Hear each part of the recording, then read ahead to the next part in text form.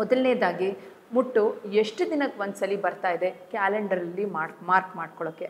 So ಇದರಿಂದ ಅವ್ರಿಗೂ ಕೂಡ ಒಂದು ರೆಕಾರ್ಡ್ ಇರುತ್ತೆ, ಇದು ರೆಗ್ಯುಲರ್ ಆಗಿದೆಯಾ ಅಥವಾ ಸ್ವಲ್ಪ ಇರ್ರೆಗ್ಯುಲರ್ ಆಗಿದೆಯಾ ಅಂತ.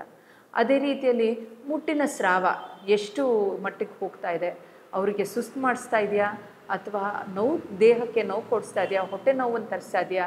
ಸೊ ಇದನ್ನೆಲ್ಲ ಗಮನದಲ್ಲಿ ಇಟ್ಕೊಳ್ಬೇಕು. ಸೊ ಜೊತೆಗೆ ಇದಕ್ಕೆ ಸಂಬಂಧಪಟ್ಟಿರುವಂಥದ್ದು ಅವರಿಗೆ ಅದಕ್ಕೆ ಸಂಬಂಧಪಟ್ಟಿರುವಂಥದ್ದು ಏನಾದರೂ ವೆಜನಲ್ ಇನ್ಫೆಕ್ಷನ್ಸ್ಗಳಾಗಿರ್ಬೋದು ಅಥವಾ ಯೂರಿನಲ್ ಉರಿ ಆಗಿರ್ಬೋದು, ಇವೆಲ್ಲ ಏನಾದರೂ ಇದೆಯಾ, ಇದು ಕೂಡ ತಾಯಂದಿರು ಅವರಿಗೆ ಒಂದು ಗಮನದಲ್ಲಿ ಇಟ್ಕೊಂಡು ಅವರಿಗೆ ಕೇಳೋದನ್ನು ಒಂದು ಅಭ್ಯಾಸ ಮಾಡ್ಕೊಂಡಿರಿ, ಅಥವಾ ಅದನ್ನು ಅವ್ರು ನಿಮಗೆ ನೋಟಿಫೈ ಮಾಡೋ ಥರದನ್ನು ನೀವು ಅವರಿಗೆ ಸಲಹೆಯನ್ನು ಕೊಡೋದು ಒಳ್ಳೆಯದು. ಇನ್ನು ಈ ಒಂದು ಟೈಮಲ್ಲಿ ಮೆನ್ಸ್ಟ್ರುವಲ್ ಹೈಜೀನ್ ಅಂತ ಹೇಳ್ತೀವಿ. ಸೊ ಮೆನ್ಸ್ಟ್ರುವಲ್ ಹೈಜೀನ್ ಅಂದರೆ ಈ ಮುಟ್ಟಿನ ಟೈಮಲ್ಲಿ ಹೆಣ್ಮಕ್ಳು ಯಾವ ರೀತಿ ದೇಹನ ನೋಡ್ಕೊಳ್ಬೇಕು. ಸೊ ಕೆಲವರಲ್ಲಿ ಸ್ನಾನ ಮಾಡಲೇಬಾರ್ದು, ಆ ಥರದ್ದೆಲ್ಲ ಆದಷ್ಟು ಅದನ್ನೆಲ್ಲ ನಾವು ತುಂಬ ಫಾಲೋ ಮಾಡೋದು ಒಳ್ಳೆಯದಲ್ಲ. ನಾವು ದೇಹದ ಒಂದು ಕ್ಲೆನ್ಲಿನೆಸ್ನ ಮೇಂಟೈನ್ ಮಾಡೋದು ತುಂಬಾ ಇಂಪಾರ್ಟೆಂಟು. ಸೊ ಆದಷ್ಟು ಅದು ಒಂದು ಕ್ವಿಕ್ ಬಾತ್ ಅಂತ ನಾವೇನು ಹೇಳ್ತೀವಿ ಅದನ್ನು ಫಾಲೋ ಮಾಡಬೇಕು. ಸೊ ಎರಡನೇದಾಗಿ ಎಷ್ಟು ಮಟ್ಟಿಗೆ ಇವಾಗ ಮೆನ್ಸ್ಟ್ರುವಲ್ ಹೈಜೀನ್ ಅಂತ ನಾವು ಹೇಳಿದಾಗ ಟ್ಯಾಂಪೂನ್ಸ್ ಇದೆ, ಸ್ಯಾನಿಟರಿ ನ್ಯಾಪ್ಕಿನ್ಸ್ ಇದೆ, ಅಥವಾ ಮೆನ್ಸ್ಟ್ರುವಲ್ ಕಪ್ಸ್ ಕೂಡ ಇದೆ. ಸೊ ಹಲವಾರು ಮೆನ್ಸ್ಟ್ರುವಲ್ ಹೈಜೀನ್ನ ಮೇಂಟೈನ್ ಮಾಡ್ತಕ್ಕಂಥದ್ದು ಕೆಲವು ಐಟಮ್ಗಳಲ್ಲಿದೆ.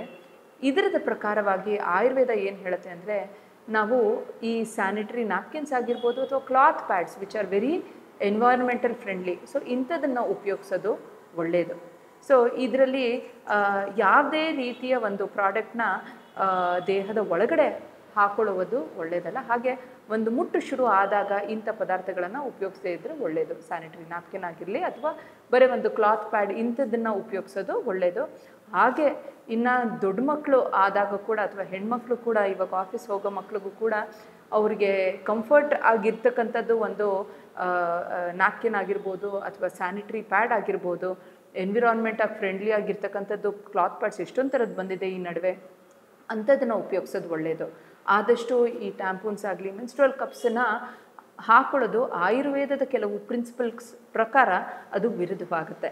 ಸೊ ಅದು ಅಪಾನವಾಯುವನ್ನು ಒಬ್ಸ್ಟ್ರಕ್ಟ್ ಮಾಡ್ತಕ್ಕಂಥ ಒಂದು ತೊಂದರೆನ ಕೊಡಿಸ್ಕೊಳ್ಬೋದು. ಆ ಒಂದು ಕಾರಣದಿಂದ ಆಯುರ್ವೇದದಲ್ಲಿ ಆ ಥರದಕ್ಕಿಂತ ಸ್ಯಾನಿಟರಿ ನ್ಯಾಪ್ಕಿನ್ಸ್ ಅಥವಾ something which can not block ಅಪಾನವಾಯು ಫ್ಲೋನ ಅಡ್ವೈಸ್ ಮಾಡುತ್ತೆ.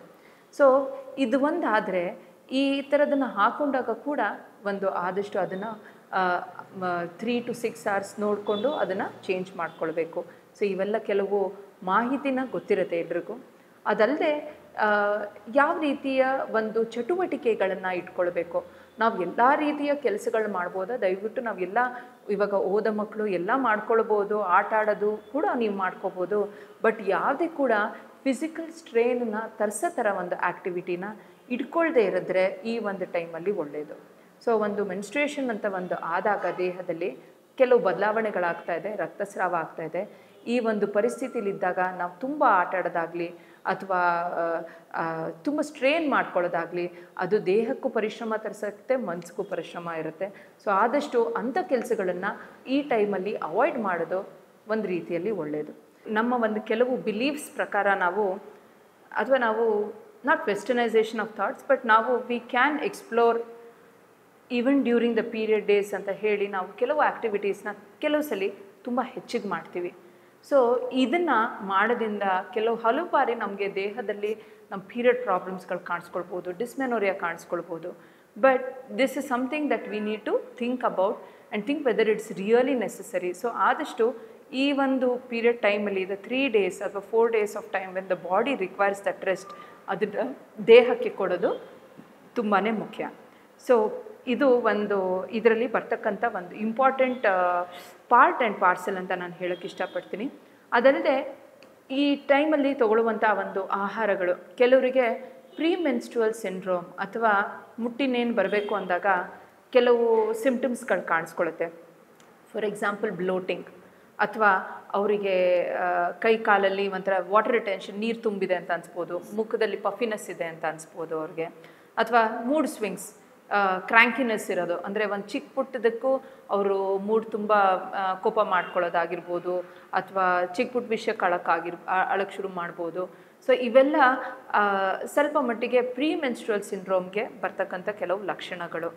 ಸೊ ಆ ಒಂದು ಟೈಮಲ್ಲಿ ತುಂಬ ಆಹಾರನ ಸೇವನೆ ಮಾಡಬೇಕು, ಅಥವಾ ಕ್ರೇವಿಂಗ್ಸು, ಸ್ವಲ್ಪ ರುಚಿಯಾಗಿರ್ತಕ್ಕಂಥ ಆಹಾರನ ತೊಗೊಳ್ಬೇಕು.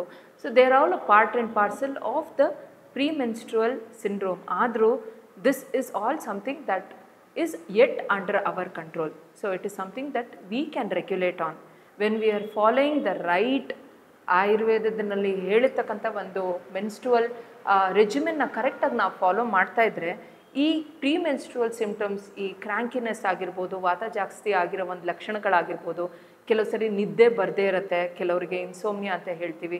ಸೊ ಇವೆಲ್ಲ ಸಿಂಪ್ಟಮ್ಸ್ ಕೂಡ ಸಾಕಷ್ಟು ಮಟ್ಟಿಗೆ ತಡೆಗಟ್ಟುತ್ತೆ. ಇದನ್ನು ನಿಮಗೆ ಮನೆಯಲ್ಲೇ ಸುಲಭವಾಗಿ ಈ ಪ್ರೀ ಮೆನ್ಸ್ಟ್ರುವಲ್ ಟೈಮಲ್ಲಿ ಬರ್ತಕ್ಕಂಥ ಒಂದು ಬ್ಲೋಟಿಂಗ್ ಆಗಿರ್ಬೋದು, ಅಥವಾ ವಾಟರ್ ರಿಟೆನ್ಷನ್ ಆಗಿರ್ಬೋದು, ಇದನ್ನೆಲ್ಲ ಕಡಿಮೆ ಮಾಡೋಕ್ಕೆ ಒಂದು ಸುಲಭವಾಗಿರೋ ಒಂದು ಹೋಮ್ ರೆಮಿಡಿನ ಹೇಳಿರ್ತೀನಿ.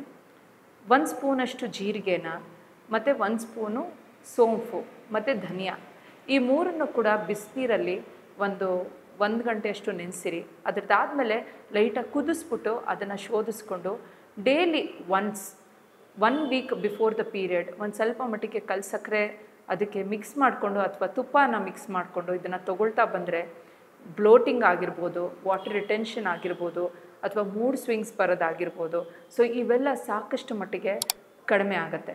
So you can try this and let me know how you feel. ಅದಲ್ಲದೆ ಮೆನ್ಸ್ಟ್ರುವಲ್ ಟೈಮಲ್ಲಿ ಅಥವಾ ಪೀರಿಯಡ್ ಟೈಮಲ್ಲಿ ಬರ್ತಕ್ಕಂಥ ಪೇನ್ಸು, ಹಲವಾರು ಹುಡುಗಿರು ಇದ್ರದ್ದು ಬಗ್ಗೆ ಕಂಪ್ಲೇಂಟ್ ಮಾಡ್ತಾರೆ. ದಟ್ ಪೀರಿಯಡ್ ದುಡ್ಡು ಒಂಥರ ಡಿಸ್ಮೆನೋರಿಯಾ ಅಂತ ನಾವು ಏನು ಹೇಳ್ತೀವಿ, ಅದು ಫ್ಲೋ ಒಂದು ಸ್ವಲ್ಪ ಮಟ್ಟಿಗೆ ಶುರು ಆದಾಗ ಲೋ ಬ್ಯಾಕ್ ಪೇನ್ ಆಗಿರ್ಬೋದು, ಅಥವಾ ಲೋವರ್ ಅಬ್ಡಾಮಿನ್ ಪೇನ್ ಆಗಿರ್ಬೋದು, ತುಂಬ ಮಟ್ಟಿಗೆ ತೊಂದರೆ ಕೊಡುತ್ತೆ ಅಂತ. A part of it is true, ಅದನ್ನು ನಾವು ಆದಷ್ಟು ಮನೆಯಲ್ಲೇ ಮ್ಯಾನೇಜ್ ಮಾಡ್ಕೊಳ್ಬೋದು. ಇನ್ನು ಕೆಲವು ಬಾರಿ ಇದು ಒಂದು ಕಾಯಿಲೆ ಇರ್ಬೋದು, ಇದನ್ನು ನೀವು ಆಯುರ್ವೇದ ವೈದ್ಯರನ್ನು ಹೋಗಿ ಮೀಟ್ ಮಾಡಿ ಅದಕ್ಕೆ ಒಂದು ಚಿಕಿತ್ಸೆ ತೊಗೊಳ್ಳೋದು ಉತ್ತಮ. ಅದಲ್ಲದೆ ಮನೆಯಲ್ಲೇ ನಾವು ಯಾವ ರೀತಿ ನಾವು ನೋವು ಬರದೇ ಇರೋ ಥರ ನೋಡ್ಕೊಳ್ಬೋದು ಅಂದರೆ, ಮೊದಲನೇದಾಗಿ ಯಾವುದೇ ರೀತಿ ಕಾನ್ಸ್ಟಿಪೇಷನ್ನ ಥರ ಫುಡ್ಸನ್ನು ತೊಗೊಳಕ್ಕೆ ಹೋಗಬೇಡಿ, at least 2-3 days before the period. So ಇವಾಗ ಕಾನ್ಸ್ಟಿಪೇಷನ್ ಥರದ್ದು ಅಂದರೆ like eating lot of junk food ಆಗಿರ್ಬೋದು, ಅಥವಾ ತುಂಬ ಬೇಕ್ರಿ ಐಟಮ್ಸ್ನ ತೊಗೊಳ್ಳೋದಾಗಿರ್ಬೋದು, ಅಥವಾ ನಮಗೆ ಆದಷ್ಟು ಒಂಥರ ಅಜೀರ್ಣನ ತರಿಸೋ ಥರ ಆಹಾರನ ತೊಗೊಳ್ಬೇಡಿ. ಕೀಪ್ ಇಟ್ ವೆರಿ ಸಾತ್ವಿಕ್, ಅಥವಾ ಬೇಳೆ ಕಟ್ಟನ್ನು, ಅನ್ನ ತಿಳಿಸಾರು, ಅಥವಾ ಪೊಂಗಲ್ಲು, ಈ ಥರ ಒಂದು ಆಹಾರ ಸೇವನೆನ ಅಟ್ಲೀಸ್ಟ್ 1 ವಾರ ಪೀರಿಯಡ್ ಬರೋಕ್ಕೆ ಮುಂಚೆ ಈ ಥರದ್ದು ಒಂದು ಆಹಾರನ ಸೇವನೆ ಮಾಡೋದು ಒಳ್ಳೆಯದು. ಜೊತೆಗೆ ಪೀರಿಯಡ್ 3 ದಿನ ಎಳ್ಳು ಮತ್ತು ಒಂದು ಸ್ವಲ್ಪ ಮಟ್ಟಿಗೆ ಅದಕ್ಕೆ ಬೆಲ್ಲ ಸೇರಿಸ್ಕೊಂಡು ನೀವು ಇದರದ್ದು ಕಷಾಯ ಥರ ಮಾಡಿಕೊಂಡು ಇದರ ಸೇವನೆ ಮಾಡೋದ್ರಿಂದ ಮೊದಲನೇದಾಗಿ ಪೀರಿಯಡ್ ಫ್ಲೋ ಒಂಥರ ಹೆಚ್ಚಾಗೋದ್ಗಿಂತ ಎಷ್ಟು ಮಟ್ಟಿಗೆ ಕ್ಲಿಯರ್ ಆಗಬೇಕೋ ಅದು ಕ್ಲಿಯರ್ ಆಗೋಕ್ಕೆ ಹೆಲ್ಪ್ ಆಗುತ್ತೆ. ಜಾಸ್ತಿ ಆಗಲ್ಲ, ಜಾಸ್ತಿ ಆಗೋರು ಇದನ್ನು ಮೊದಲಿನ ದಿನ ಮಾತ್ರ ತೊಗೊಳ್ಳಿ, ಇದು ಸಾಕಷ್ಟು ಮಟ್ಟಿಗೆ ಸಹಾಯ ಮಾಡುತ್ತೆ. ಅದಲ್ಲದೆ ಮೆಂತ್ಯನೂ ಕೂಡ ಇದನ್ನು ಕಷಾಯ ಥರ ಮಾಡಿಕೊಂಡು ನೀವು ಇದನ್ನ 1 ವಾರ ಬಿಫೋರ್ ಪೀರಿಯಡ್ ತೊಗೊಂಡಾಗ ಬ್ಲೋಟಿಂಗ್ನ ಕಮ್ಮಿ ಮಾಡುತ್ತೆ. ಹಾಗೆ ಪ್ರೀ ಮೆನ್ಸ್ಟ್ರುವಲ್ ಸಿಂಪ್ಟಮ್ಸ್ ಏನೇನಿದೆಯೋ ನಾನು ಅವಾಗ ಎಕ್ಸ್ಪ್ಲೇನ್ ಮಾಡಿರೋದು, ಯೂರಿನರಿ ಇಶ್ಯೂಸ್ ಆಗಿರ್ಬೋದು, ಅಥವಾ ಬರ್ನಿಂಗ್ ಯೂರಿನೇಷನ್ ಆಗಿರ್ಬೋದು, ಅವನ್ನೆಲ್ಲ ಕಮ್ಮಿ ಮಾಡುತ್ತೆ. And it sees that the sugar ತೊಂದರೆಗಳು, ಸ್ಪೈಕ್ಸ್ಗಳು ಬರದೇ ಇರೋ ಥರ ನೋಡ್ಕೊಳ್ಳುತ್ತೆ. So it is also very good for regulating irregular periods. So these 2 are small home remedies that everybody can follow. ಮನೆಯಲ್ಲೇ ಮಾಡ್ಕೊಳ್ಳುವ ಒಂದು ಸುಲಭವಾಗಿರೋದ ಒಂದು ನ್ಯೂಟ್ರಿಷಿಯಸ್ ಆಗಿರೋ ಒಂದು ಲಡ್ಡುದು ಪ್ರಿಪರೇಷನ್ನ ನಾನು ನಿಮಗೆ ಹೇಳ್ತೀನಿ. ಇದು ಎಲ್ಲ ತಾಯಂದ್ರೂ ಮಕ್ಕಳಿಗೆ, ಬೆಳೀತಾ ಇರೋ ಮಕ್ಕಳಿಗೆ ಮನೆಯಲ್ಲೇ ಮಾಡ್ಕೊಳ್ಬೋದು. ಇದರಲ್ಲಿ ಬೇಕಾಗಿರುವ ಒಂದು ಸಾಮಗ್ರಿಗಳು ಯಾವ್ದ್ಯಾವುದು ಅಂದರೆ, ಮೊದಲನೇದಾಗಿ ಬಾದಾಮ್ ಒಂದು ಒಳ್ಳೆ ನ್ಯೂಟ್ರಿಪಿಕ್ ವ್ಯಾಲ್ಯೂನ ಹೆಚ್ಚು ಮಾಡ್ಸಕ್ಕಂಥ ಒಂದು ಡ್ರೈ ಫ್ರೂಟು. ಅದ್ರ ಜೊತೆಗೆ ಫಿಕ್ಸ್ ಮತ್ತು ಡೇಟ್ಸು, ಇದು ಒಂದು ಸ್ವಲ್ಪ ಟೇಸ್ಟಲ್ಲೂ ಸ್ವೀಟ್ ಆಗಿರುತ್ತೆ, ಹಾಗೆ ದೇಹಕ್ಕೆ ಪೋಷಣೆನ ಚೆನ್ನಾಗಿ ಕೊಡುತ್ತೆ, ರಕ್ತ ಬಲವನ್ನು ಹೆಚ್ಚು ಮಾಡಿಸುತ್ತೆ. ಸೊ ಆ ಒಂದು ಕಾರಣದಿಂದ ಇದನ್ನು ನೀವು ಆ್ಯಡ್ ಮಾಡ್ಕೊಳ್ಬೋದು. ಜೊತೆಗೆ ಹಲೀಮ್ ಬೀಜ ಅಥವಾ ಆಲಿವ್ ಸೀಡ್ಸ್. ಸೊ ಈ ಆಲಿವ್ ಸೀಡ್ಸ್ ಅನ್ನೋದು ನಮ್ಮ ಕ್ಯಾಲ್ಶಿಯಂ ಸಪ್ಲಿಮೆಂಟೇಷನ್ಗೂ ತುಂಬ ಒಳ್ಳೆಯದು. ಬೆಳೀತಾ ಇರೋ ಮಕ್ಕಳಿಗೆ ಅವರ ದೇಹದ ಒಂದು ಪೋಷಣೆಗೆ ಇದು ಒಂದು ತುಂಬ ಒಳ್ಳೆಯ ಔಷಧಿ. ಇದನ್ನು ನಾವು ಆಯುರ್ವೇದದಲ್ಲಿ ಚಂದ್ರಸೂರ ಅಂತ ಕರಿತೀವಿ. ಸೊ ಜೊತೆಗೆ ಅಗಸೆ ಬೀಜ ಅಥವಾ ಅಗಸೆ ಬೀಜ, ಸೊ ಅಗಸೆ ಬೀಜ ಕೂಡ ಒಂದು ಸ್ಪೂನಷ್ಟು ಹಾಕ್ಕೊಳ್ಬೋದು. ಸೊ ಅದಲ್ಲದೆ ಕೊಬ್ಬರಿ, ಬೆಲ್ಲ, ಗಸಗಸೆ, ಹಾಗೆ ಪಂಪ್ಕಿನ್ ಸೀಡ್ಸ್ ಆಗಿರ್ಬೋದು, ಸನ್ಫ್ಲವರ್ ಸೀಡ್ಸ್ ಆಗಿರ್ಬೋದು, ಇದನ್ನೆಲ್ಲ ಮಿಕ್ಸ್ ಮಾಡಿಕೊಂಡು ಒಂದು ಲಡ್ಡೂನ ಪ್ರಿಪೇರ್ ಮಾಡ್ಕೋಬೋದು. ಸೊ ಇದನ್ನು ಡೈಲಿ ಒಂದು ನಿಂಬೆಹಣ್ಣು ಗಾತ್ರದಷ್ಟು ಒಂದು 4 ಗಂಟೆ ಅಥವಾ 5 ಗಂಟೆ ಸಂಜೆ ಟೈಮಲ್ಲಿ ಇದನ್ನು ಸೇವನೆಗೆ ಕೊಡ್ಬೋದು ಮಕ್ಕಳಿಗೆ. ಸೊ ಇದು ದೇಹಕ್ಕೆ ಒಂದು ರೀತಿಯಲ್ಲಿ ಇಟ್ ಹೆಲ್ಪ್ಸ್ ಇನ್ ಗ್ರೋತ್ ಅಥವಾ ದೇಹದ ಒಂದು ಬಲವನ್ನು ಹೆಚ್ಚು ಮಾಡುತ್ತೆ. ಅದೇ ರೀತಿಯಲ್ಲಿ ಪೋಷಣೆಗೂ ಕೂಡ ಇದು ಒಂದು ಒಳ್ಳೆ ಸಪ್ಲಿಮೆಂಟ್ ಅಂತ ಹೇಳ್ಬೋದು. ನ್ಯೂಟ್ರಿಷನಲ್ ಸಪ್ಲಿಮೆಂಟೇಷನಲ್ಲಿ ಇದು ಒಂದು ಒಳ್ಳೆ ಟೇಸ್ಟಿಯಾಗೂ ಇರುತ್ತೆ and it is good for health. So ಇಷ್ಟನ್ನು ಹೇಳ್ತಾ ಇವತ್ತಿನ ಎಪಿಸೋಡ್ ನಾನು ಇಲ್ಲೇ ಮುಗಿಸ್ಕೊಳ್ತಾ ಇದ್ದೀನಿ. ಮುಂದಿನ ಎಪಿಸೋಡಲ್ಲಿ ಇನ್ನೊಮ್ಮಷ್ಟು ಮಾಹಿತಿನ ನಿಮಗೆ ಹಂಚ್ಕೊಳ್ತೀನಿ. ನಮಸ್ಕಾರ. ಆರೋಗ್ಯದ ವಿಚಾರದಲ್ಲಿ ಸೂಕ್ತ ಸಮಯದಲ್ಲಿ ಸಮರ್ಪಕ ಚಿಕಿತ್ಸೆ ಪಡೆಯುವುದು ಅತಿ ಮುಖ್ಯ. ಹೆಲ್ತ್ ವಿಚಾರದಲ್ಲಿ ಈ ಸ್ಥಿತಿ ಪ್ರಜ್ಞತೆ ನಿಮಗೂ ಬರಬೇಕಂದ್ರೆ ಸದಾ ನೋಡ್ತಾ ಇರಿ ಆಯುರ್ ಆರೋಗ್ಯ ಕಾರ್ಯಕ್ರಮ, ನಿಮ್ಮ ನೆಚ್ಚಿನ ಕರ್ನಾಟಕ ನ್ಯೂಸ್ ಬೀಟ್ನಲ್ಲಿ.